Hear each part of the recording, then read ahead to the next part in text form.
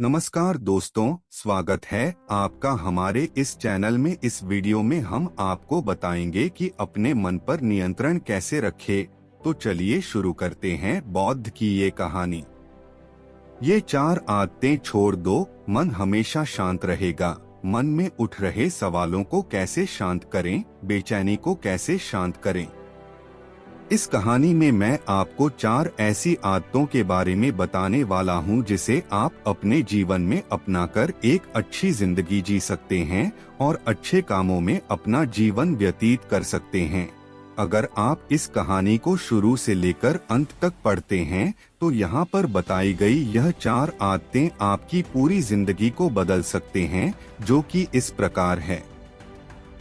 अगर आप इन 4 आदतों को अपने जीवन में अपना लेते हैं तो फिर आप अपने जीवन को एक खुशहाल जिंदगी में बदल देंगे और फिर आपका मन कभी भी बेचैन नहीं होगा, ना ही उदास रहेगी और ना ही बेफिजूल के कामों में व्यस्त रहेगा। एक बार किसी राज्य का राजकुमार महात्मा बुद्ध के पास आता है और वह महात्मा बुद्ध से कहता है, आप हमेशा कहते रहते हैं कि ध्यान करो, लेकिन मेरे लिए ध्यान करना तो दूर की बात है।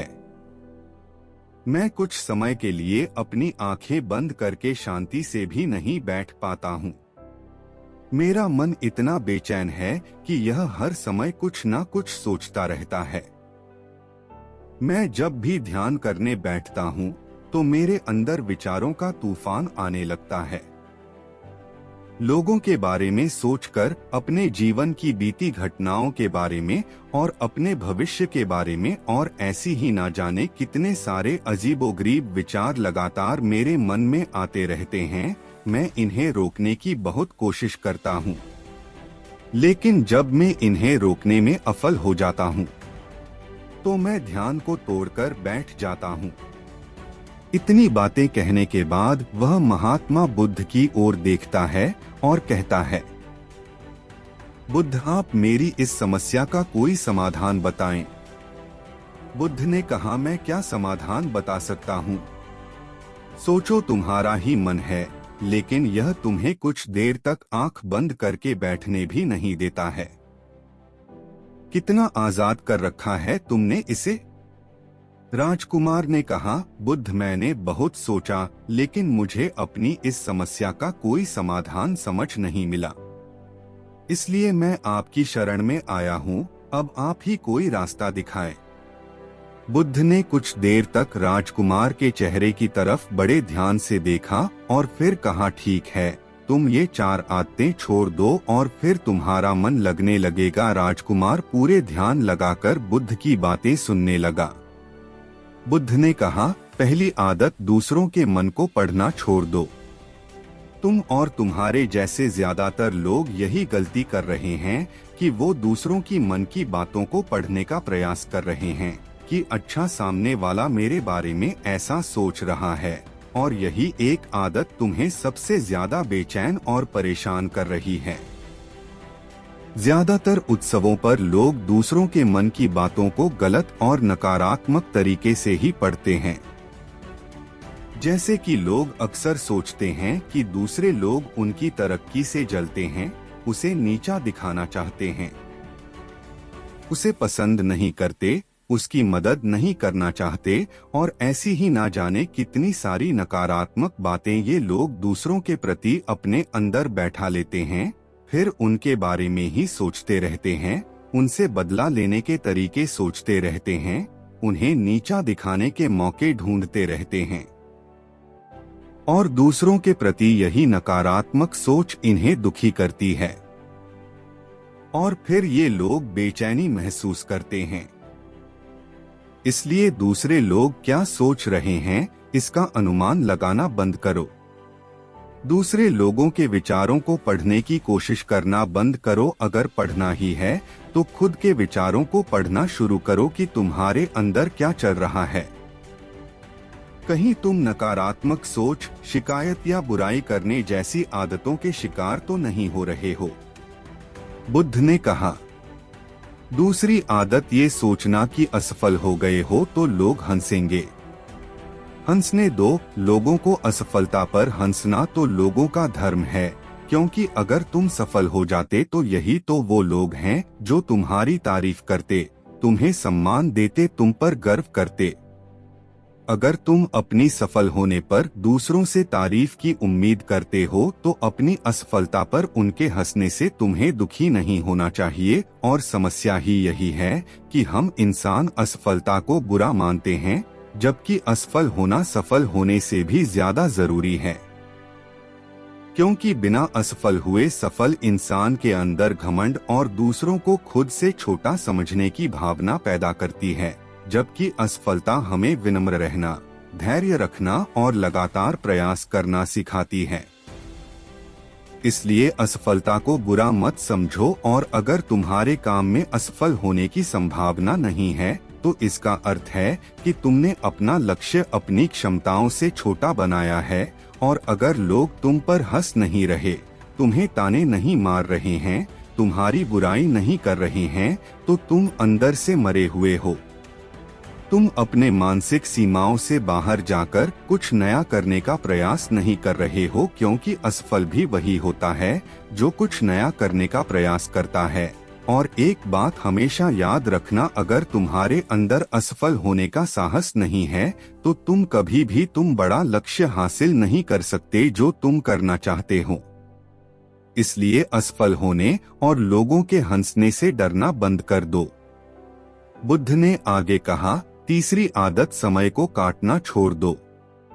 लोगों को लगता है कि वो समय को काट रहे हैं, लेकिन असल में समय हर बार उन्हें काट रहा है।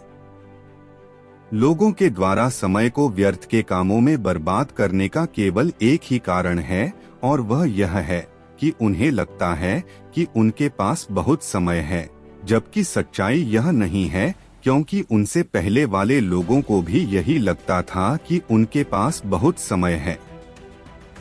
लेकिन उन्हें पता नहीं चल पाया कि कब समय बीत गया और उनका बुलावा आ गया, और जब तक उन्हें अपनी गलती का एहसास हुआ तब तक समय उनके हाथ से निकल चुका था।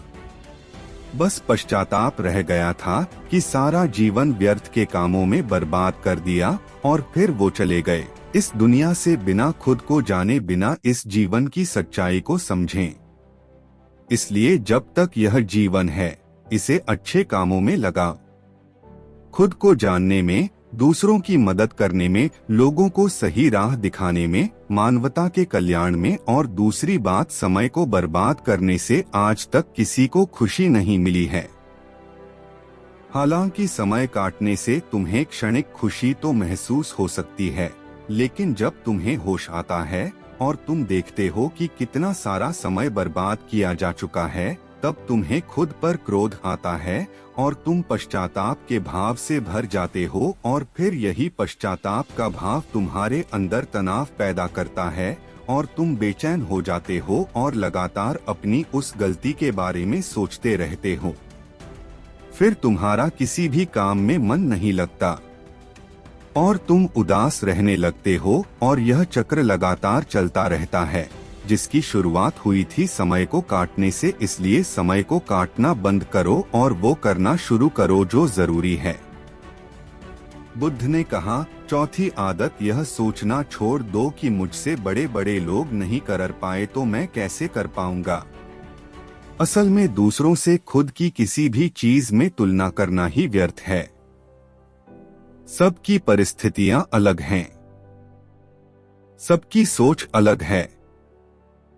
और क्या हुआ, अगर दूसरे नहीं कर पाए तो हो सकता है कि तुम ही कर जाओ, क्योंकि अक्सर वही लोग इतिहास रचते हैं जिनसे ज्यादा उम्मीद नहीं होती, और फिर हो सकता है कि जिसे तुम बड़ा समझ रहे थे, जिसके लिए तुम सोच रहे थे कि उसने बहुत मेहनत की है, बहुत प्रयास किया है, उसने कभी उतना प्रयास किया ही ना हो, केवल मेहनत करने का दिखावा किया हो। क्योंकि ज्यादातर लोग कभी उतनी मेहनत करते ही नहीं है जितनी उन्हें अपने लक्ष्य प्राप्ति के लिए करनी चाहिए, और दूसरे लोगों के सामने यह दिखाने का प्रयास करते रहते हैं कि मैंने तो बहुत मेहनत की थी, लेकिन मेरी किस्मत ही खराब थी और यही वो लोग हैं जो दूसरों को बातों ही बातों में कहते रहते हैं कि जब इतनी मेहनत करने के बाद मैं सफल नहीं हो पाया तो तुम कैसे हो पाओगे। लेकिन अंदर ही अंदर यह इस बात को जानते हैं कि उन्होंने कभी उतनी कोशिश नहीं की थी जितनी उन्हें करनी चाहिए थी। ये बस दूसरों की नजरों में अपनी इज्जत बचाने के लिए और इस डर से कि कहीं दूसरा व्यक्ति इनसे आगे ना निकल जाए, यह अपने अधूरे प्रयास से घबराते रहते हैं और दूसरों को डराते रहते हैं कि जब मैं नहीं कर पाया तो तुम कैसे कर पाओगे। इसलिए किसी दूसरे असफल व्यक्ति को देखकर ये सोचना छोड़ दो कि तुम यह सफल हो जाओगे। तुम बस अपना सर्वश्रेष्ठ प्रयास करो और बाकी सब समय पर छोड़ दो। बुद्ध ने आगे कहा, अगर तुमने ये 4 आदतें छोड़ दी तो तुम्हारा मन एकदम शांत हो जाएगा और फिर तुम जहां चाहो वह अपना मन लगा सकते हैं। इतना कहकर बुद्ध मौन हो गई और राजकुमार को भी जब समझ आ चुका था कि उसे क्या करना है, उसने मन ही मन उन 4 आदतों को छोड़ने का निश्चय किया और बुद्धि का धन्यवाद कर वहां से चला गया। दोस्तों, इस कहानी से हमें यह शिक्षा मिलती है कि हमें यह नहीं सोचना चाहिए कि लोग मेरे बारे में क्या सोच रहे हैं। अगर मैं कोई काम करता हूं तो लोग उसे कम को लेकर हंसेंगे। इसके अलावा हमें अपना व्यर्थ ही समय बर्बाद नहीं करना चाहिए। इसके अलावा हमें कभी भी यह नहीं सोचना चाहिए कि अगर किसी व्यक्ति से कोई काम नहीं हो पाया है तो मैं उसे नहीं कर पाऊंगा। अगर दोस्तों आप मेहनत से किसी भी काम को करते हैं तो कोई भी काम छोटा या बड़ा नहीं होता और एक ना एक दिन सफलता अवश्य मिलती है।